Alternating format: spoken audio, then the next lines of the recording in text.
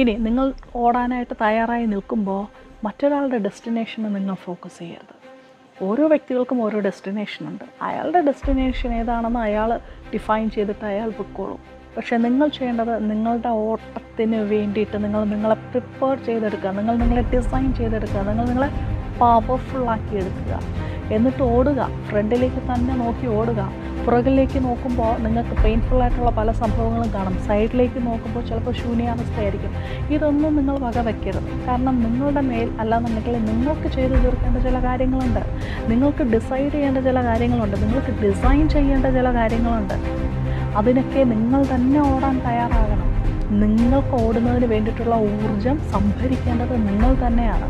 ആരാണ് ഡെസ്റ്റിനേഷനിൽ ചെന്നെത്തേണ്ടത്, ആ വ്യക്തി തന്നെയാണ് അതിന് വേണ്ടിയിട്ടുള്ള ഊർജം ശേഖരിക്കേണ്ടത്.